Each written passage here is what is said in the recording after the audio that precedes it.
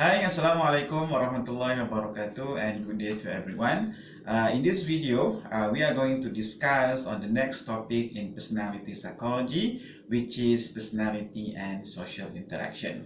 So, before this, we have discussed how personality can be manifested, how personality can be identified based on a person's cognitive processes, based on a person's emotion, and in this aspect we are going to look into personality factors related or applied in social interaction. In this chapter, we are going to discuss three subtopics, which are selection, evocation, and manipulations. In the first part, we are going to look how personality influence an individual to involve in selection of partners, in selection of friends, in selection of events that they choose to be involved in, okay, such as marriage, associative mating, breakups, and shyness, as well as risky situation. In the second part, we are going to discuss a very specific topics with regards to personality and social interaction, which is evocation. And then under evocation, we are going to look how individual personality can evoke or can elicit others people's aggression and hostility, others people's anger and upsets, other people's likability, pleasure and pain, and lastly others people's expectancy of confirmation. And in the last part, we're going to look at how people use personality aspect, personality characteristic to manipulate others, or other people's trying to manipulate us. We're going to discuss 11 tactics of manipulation. Okay, let's discuss the first subtopic, which is selection. So I just mentioned before this. So we can look, we can identify, and we can understand someone's personality based on their social interaction. And the first mechanism that we can identify the existence, the importance of personality is the process of selection. So under these subtopics, we're going to look into marriage, associative mating, breakup, and shyness. Okay, the first part, what is selection? Okay, personality characteristic of others, the other people characteristics, influence whether we select them as dates, we select them as friends, or we select them as our spouse, as our husband, as our wife. So our choice, our decisions to commit to someone, to be our lifelong partners, to be our spouse, to be our husband and wife, also relate to their personality. Okay, one's personality characteristics play a role in the types of situation we select to enter and we select to stay in. Okay, so it's not only involving a person to live in, but it's also involved about the environment, the situation, the place, okay, the neighborhood that we choose to live in is related to our personality factors as well. Okay, personality characteristic desired in a marriage partner. Okay, research has been conducted, quite a big research actually, big research with a lot of respondents. So they have conducted a research, okay, to identify what are the characteristics that people look into a person's when they decide, or when they want to decide whether they want to marry the persons or not. Okay, whether they want to take the persons as their spouse, okay, as their husband or as their wife or not. So they have conducted the research to both gender, male and females. So based on their research, you can look at the table 15.1 in your textbook. Okay, they have summarized all of the 18 criteria or 18 characteristics of a person, of a partners that people wanted to have. Okay, and there are slight differences between male and female preferences. However, the first 4 and the first 5 are basically the same. Okay, both male and females, the first things that makes them decide to commit to a person as their husband or as their wife is mutual attraction, or in other words, love. Okay, so if the person love him, okay, or if the girl love the man, or the women girl love the person back, then they might be committing to involve in a marriage life. Okay. And second, dependable character, also involved for both emotional stability and maturity. Both men and women are looking into these characteristics. And fourth, pleasing disposition, okay, pleasing characteristics, okay, pleasing or pleasurable qualities of a person. And then men looking into good health of the women, while women look into education and intelligence. Okay, and men look into sociability, while women also look into sociability, good health, desire for home and children, for both, refinement or neatness of the women. Okay, this is for men. Good looks, okay, only comes at number 10. Okay, ambition and industriousness, being able to be independent. Good cook, also important aspect. So girls, please learn to cook. Okay, good cook and housekeepers, good financial prospects, similar education, favorable social status or rating, chastity or no previous experience in sexual intercourse, okay, a similar religious background and similar political backgrounds. So all of these 18 factors have been surveyed, okay, among men and women to see which of these characters influence their decisions to choose their marriage partners, to choose their husband or to choose their wife. Okay, of course there are differences between men and women, but the first four are exactly the same, which are both men and women look into mutual attraction, love, dependable character, emotional stability and maturity, as well as pleasing disposition. Okay, so these are the characteristics desired in a marriage partner. Okay, still under selection. So the next aspect that people can look into personality, okay, or personality aspects, is through associative mating. Okay, the concept of associative mating. So what is associative mating? Associative mating refers to the concept where people married to people or to others who have similar characteristic as themselves. Okay, so if I'm going to choose my wife, okay, so I might be looking into some persons who have similar personality as me. Okay, so that is associative mating concepts.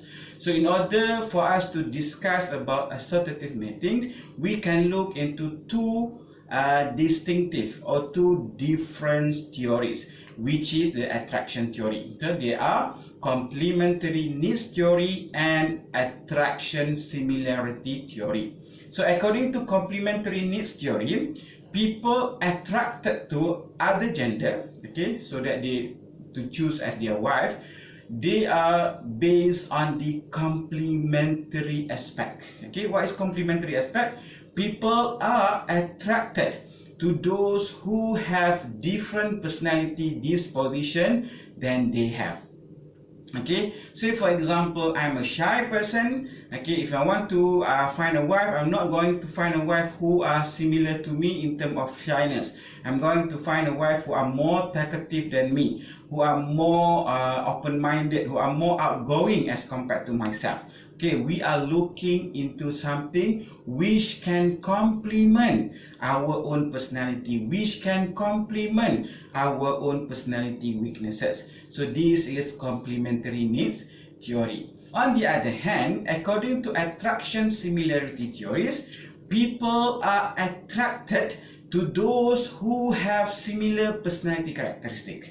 So this is when people are looking into partners, into husband or to find husband or wife, they look into people who have similar personality, who have similar characteristics, who have similar way of thinking. So based on these two theories, however, research has found that there are more supports towards attraction similarity theory as compared to complementary needs theory. Okay, research has found that there was a positive correlation between desired characteristic in partners and their own personality. So if I am laid back, a little bit withdrawn, okay, with a little bit shyness, so I might be looking into partners who have similar characteristic with myself. Okay, so personality in terms of selection, okay, we want to select, to choose, and then we can also choose to break ups, okay, to be separated from our partners, okay, from our husband and wife. So personality psychologists, they discuss also, besides selection and choosing partners, they also discuss about selective breakup of couples. So based on violation of desire theory, okay, by Bass 2016, breakups, clash, for examples, may happen, okay, can happen when one desire are violated than when they are fulfilled. Okay, in other words, why people clash? Because one partner have break the promise, have violated the promise. Okay, so they violated the mutual understandings that they need to be loyal between each other. If either parts, regardless whether it's husband or wife, broke that promise or break that promise or violated that promise, then breakup may happen. People who are married to others, who lack desired characteristics such as dependability or emotional stability will more frequently experience the breakup. Okay, what this means? Okay, this means that if you married to someone who you don't like their characters, okay, you happen to marry to your husband who are not really care about your family members, while you are very caring. Okay, you took care of your siblings, you took care of your parents. When you married to this kind of person, okay, this kind of guys, you might end up into divorce. Why? Because the characteristic of your husband are not aligned with the desired characteristic in a man that you want.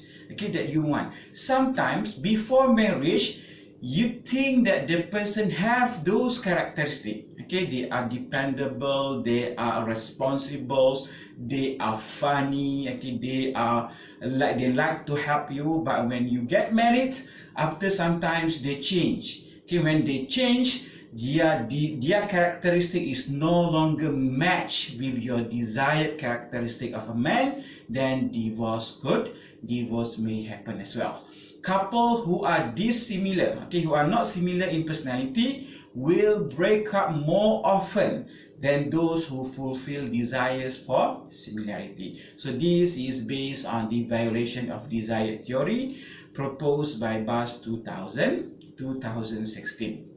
Okay, when we talk about personality in the aspect of social interaction, people still discuss about shyness. Okay, it's a quite interesting aspect in social interaction. Why? Because shyness, as we learned before, is basically known as social anxiety as well. Okay, people who have anxieties when they are interacting with others in social context. So shyness refers to the tendency to feel tense, tendency to feel worried, or to a tendency to feel anxious during social interaction. So they have problems interacting with others. Why? As we learned before, because they are thinking people don't like them, or people will regard them as something which is bad or in negative way.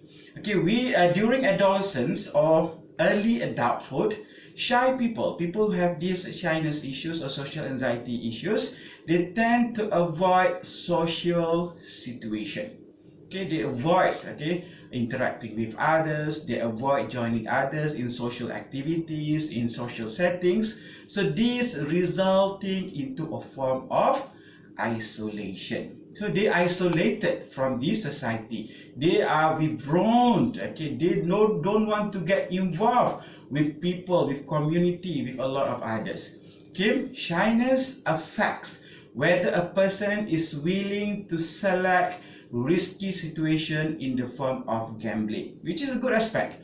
Okay, so people who have these shyness issues, they don't want to get involved in gambling issues because for them it's a risky one. Okay, remember, people who have shyness issues, they may also have low self-esteem, whereby they struggle only to achieve passing. They don't want to get to fail, so they don't really put an ambitious goals to achieve.